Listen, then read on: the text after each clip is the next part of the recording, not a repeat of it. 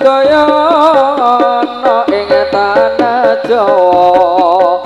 supaya urip mulya kuasa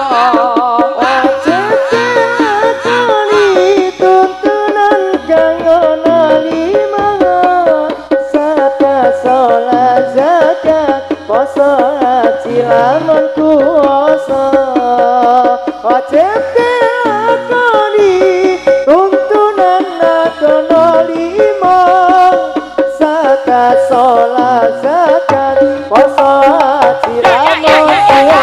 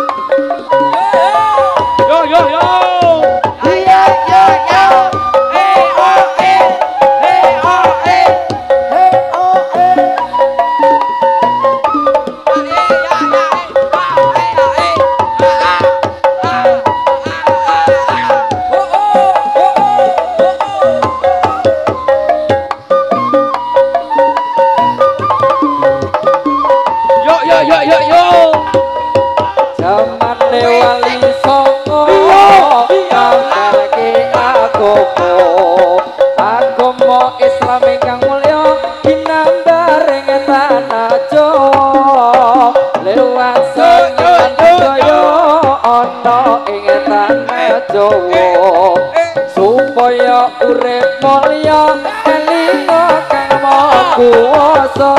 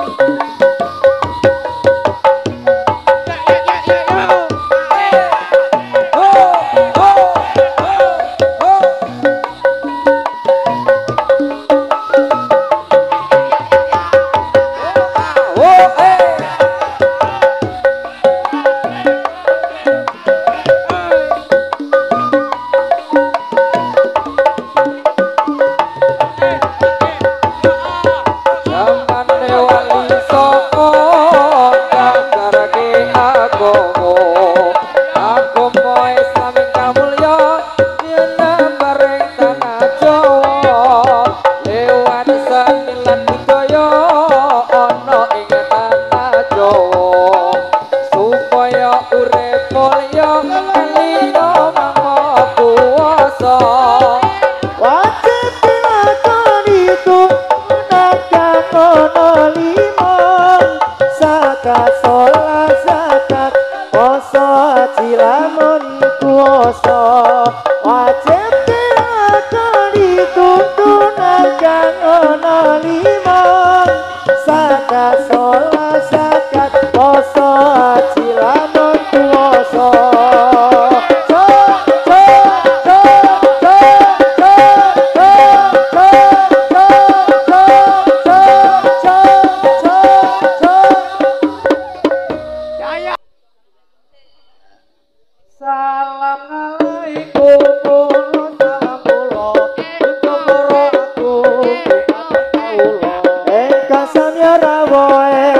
Satrio perlu amresani dumatan kawula iki rupa mila kula niki saged dugi mriki sebab ditimbali kalian keluarga mriki perlu arak-arak kanggone hiburan supaya nek sarta bisa aman ayo para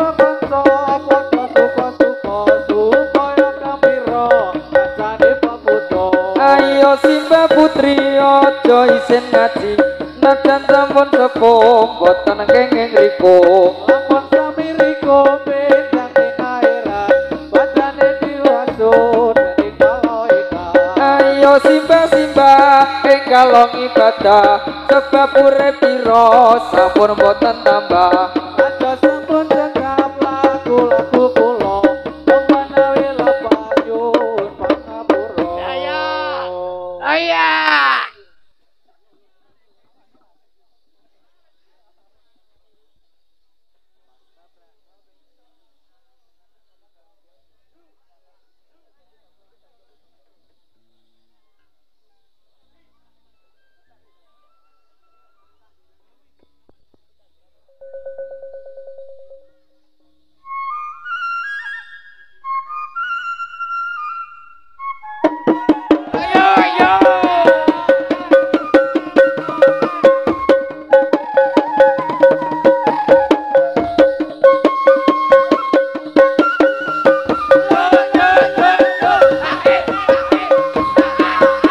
waru-waru doyong mas doyong ing pinggir kali ayu moblong saikine ana ngendi tuku apa asap duwe pencap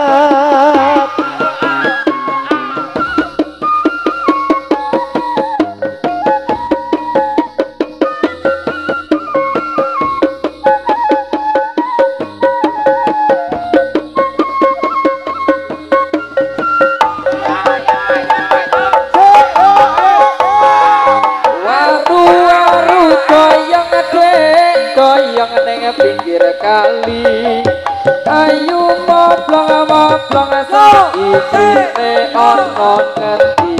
nemu susah ana gagake nemu rada ana anake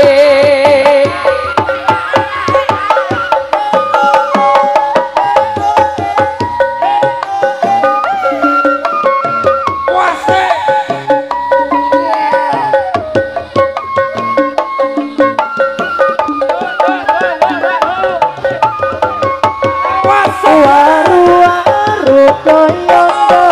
doyong pinggir kali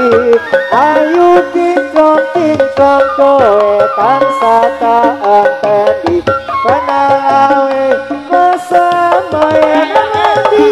aku among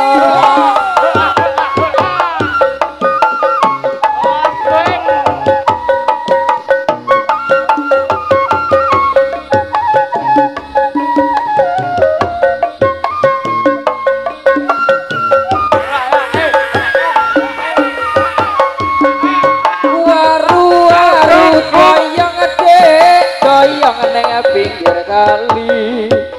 ayu kinclong kowe tansah tak enteni kedang kluthuk campuri cokak liwat cokak olah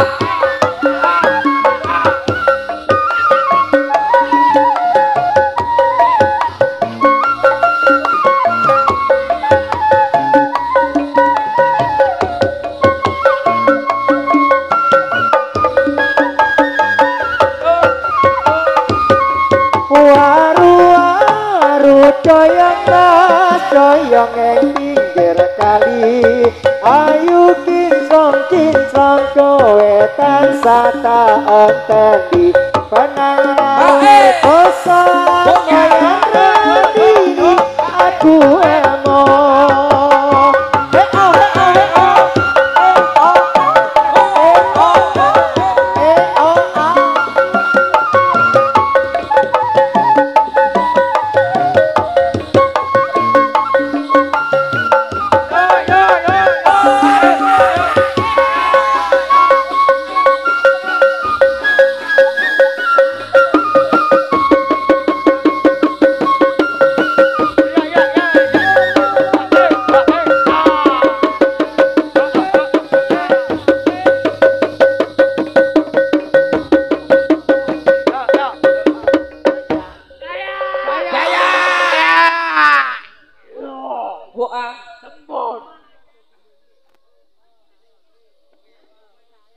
atur para kanca atur pambagya dumateng para rawuh sedaya matur nuwun saterawanya Allah ingkang maha kuwasa kang saha paringi tata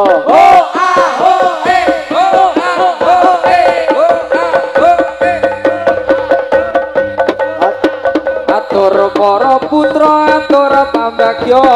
nyuwun mring bapak ibu sedaya kandha bahu pikir lan tenaga sarta bantu kawan jiwa raga mugi Allah ingkang maha kuwasa karsa paring nugraha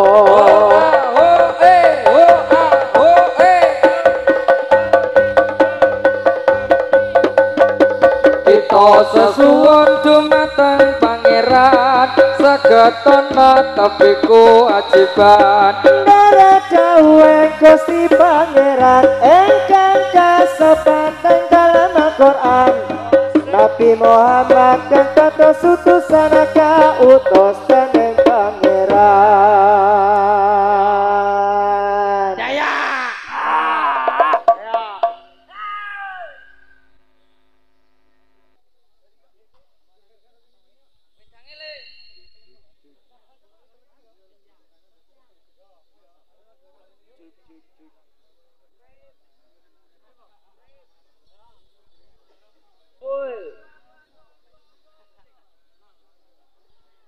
mongsa iki sliramu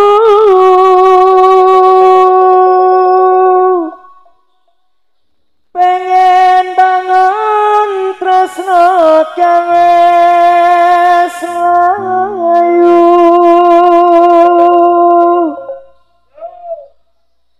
saya hatiku tak kowo nganti diganjel kelu ngapuran awakku iki ora tegal menglarani ati sing tak jaluk mengpamuji genku nyangga tresna nganti tekan ning pati do kandha ayu rupane ora tegas aku sanges lirane aku elek jembiane sliramu tegas maca katresnane sing tak jaluk mung ngapura saiki aku ora nampa iki lara mung katresnanmu wis kok sia-sia mongsa iki sliramu pengen bangun tresno kang wis layu saya lara hatiku tak kowo nganti diganjel kelu ngapuran awakku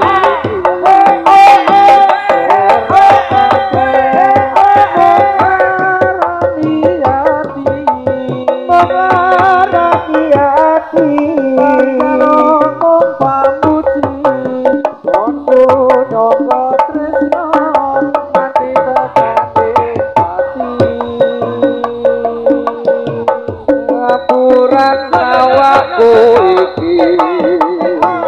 ora tegal menglarani ati kalau pamuji nggonku nyangga tresno nganti tekan ning pati wong saiki siramu pengen kangen tresno kang wis layu saya ratiku pagawa nganti dikanjal telu ngapurana sekene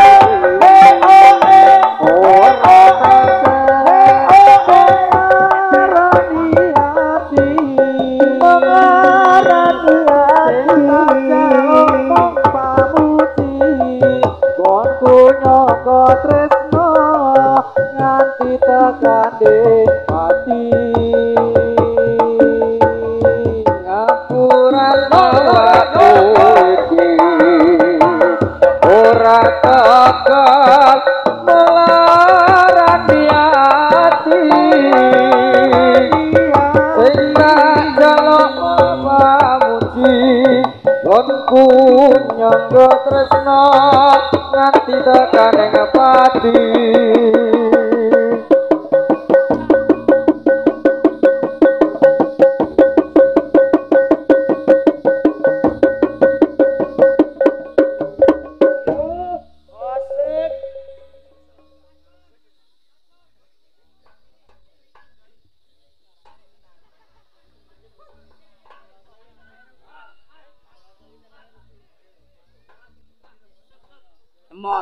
ayo kanca-kanca padha suka-suka supaya gembira kancane pemuda sebab waktu iki kanggo meringati mikrot Kanjeng Nabi Muhammad kang suci lan kabeh kancaku yen pinuju mlaku kudu lagu-lagu kanthi persatu aja sesukaran kudu sing aturan tunda kaya kewan mong rebutan pangan ayo padha kelok ing jaga kancane pemuda sing rupane ala ngajan kula niki rupa badani nanging inggih santri mula jati wong awale kawula dateng para piksa ampun kala awe tunggal bangsa kados sampun cekap lagu-lagu kula kok menawi lepat nyuwun pangaksama ya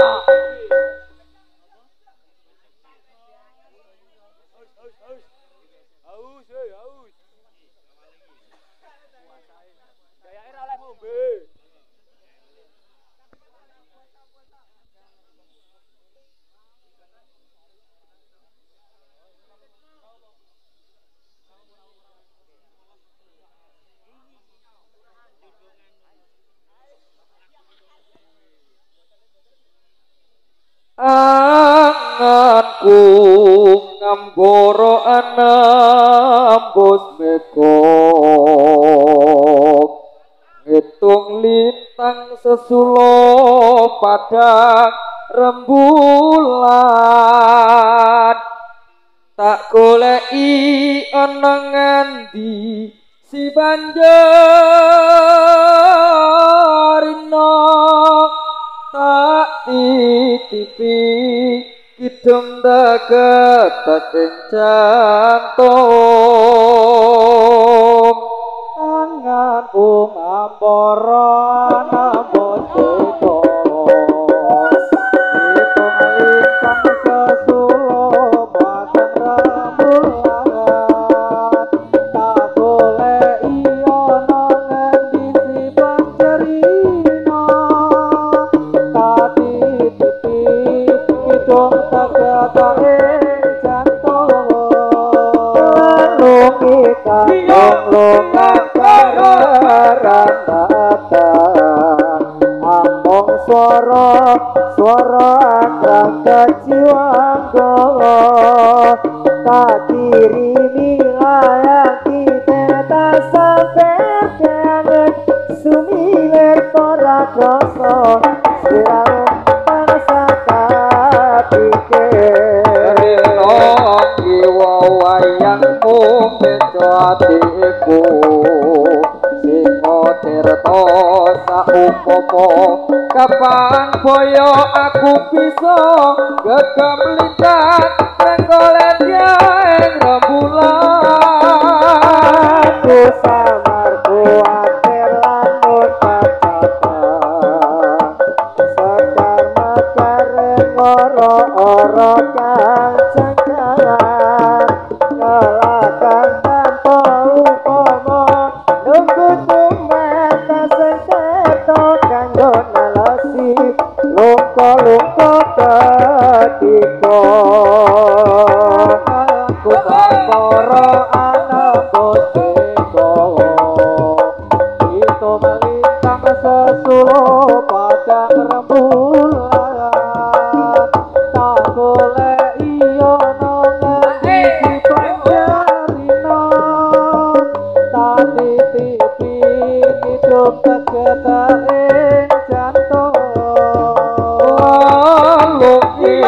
lung-lungan kang rerambatan amung swara ngrangga jiwanggo tak kirimi layang kitir tak sabarke angin sumilir ora krasa sliramu tansah tak pikir rena wangi wayangmu Tirto lempomo kapan koyo aku bisa gegem lintas trenggol ejang rembulan ku samar kuatir lan mutakasai sekar makar ngoro-oro kang cangkangan galakang tanpa upomo nunggu tumeta sing kerto kanggo nalasi lungko-lungko ketiko kanggo nalasi lungko-lungko ketiko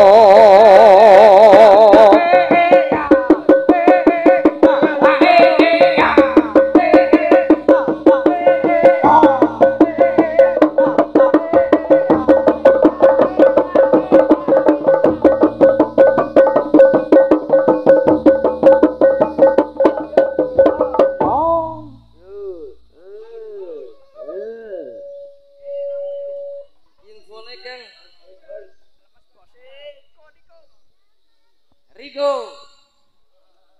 Oh ya.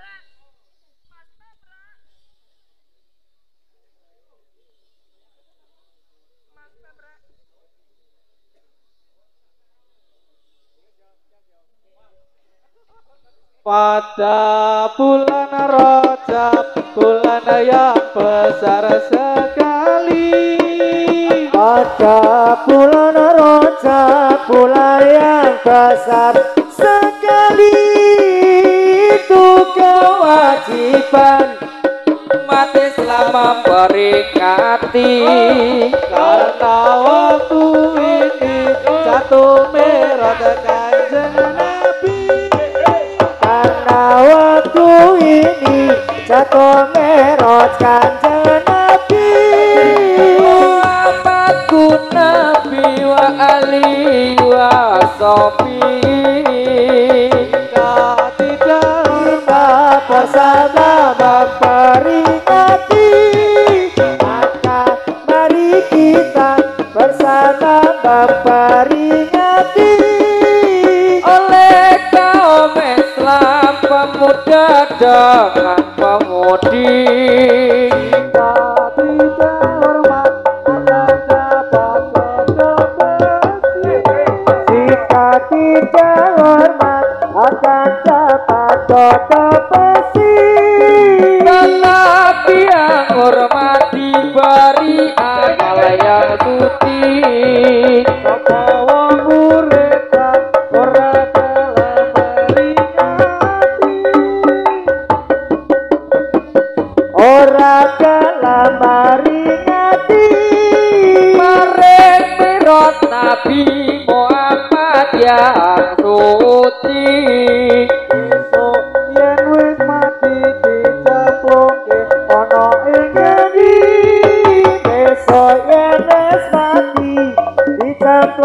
ana engkendi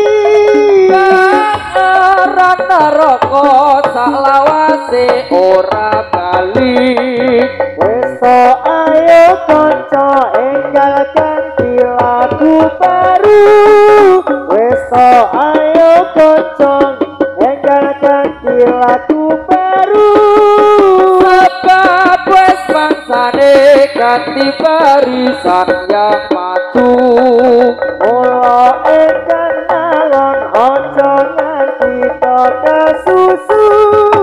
mula enggal alon aja nganti kesusu muda ora betik carta meneh digeguyuk Aku santun cakap dan kata sator kau Aku santun cakap dan kata sator kau wong menawi lepat nyuwun kuping pangaksama Kami loyen lepat nyuwun kuping pangaksama Kami loyen lepat nyuwun kuping pangaksama sedaya prakanca laskari batu sotri kayat awo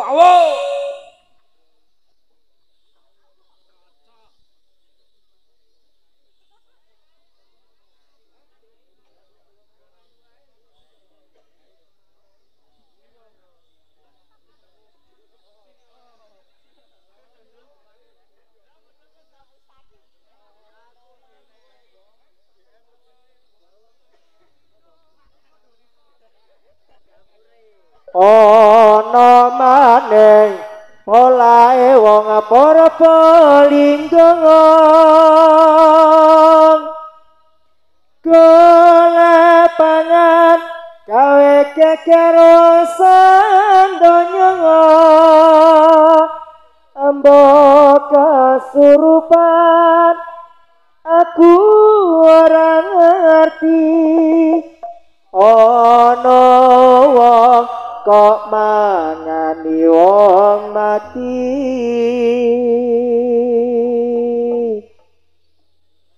ana maning polahe wong Purbalingga golek pangan gawe geger sandonya ambo kasurupan aku ora ngerti ana wong kok mangani wong mati sumanto sing mangane wong mati diladai aja diwadai manowo kowe petunjuk ilahi rumah keluarga miskin korbane bupati Sumanto bocah lumukan gelem kerja selono kesempatan aku kepiye asal mula bukane duwe lakon ngendi kaya duwe bupatine kaki tanggap sasmito Sumanto aja nganti disiksa kelingono marang para warga kakekno pare masyarakate ana maneh olahe wong Purbalingga golek pangan gawe geger sandonya ambo kasurupan aku ora ngerti ana wong kok mangani wong mati sumanto sing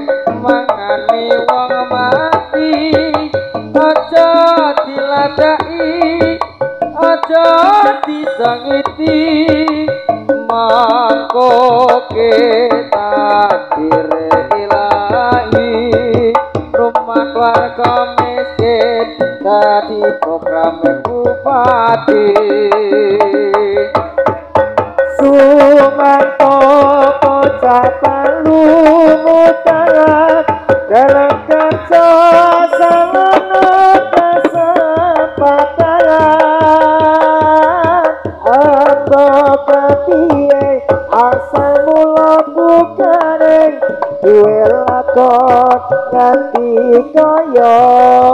kowe bupatine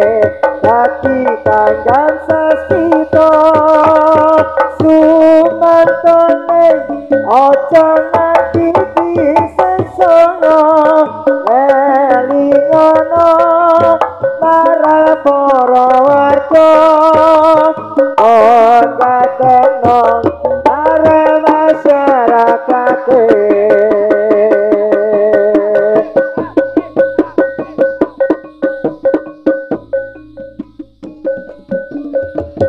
Sumanto bocah pelumutan dalam kerja asal ana kesempatan ambo kepiye asal mula bukane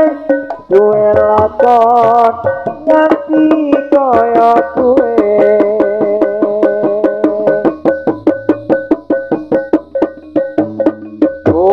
Bupatine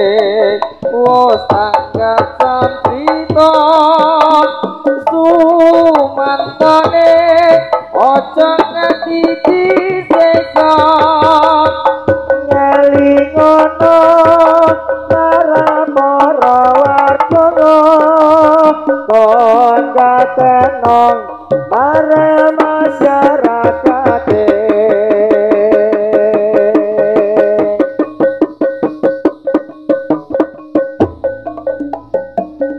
ceritane wayang Ramayana negara Ngalengkoti raja Ratu Buta Rawana raja gawe geger nyolong Dewi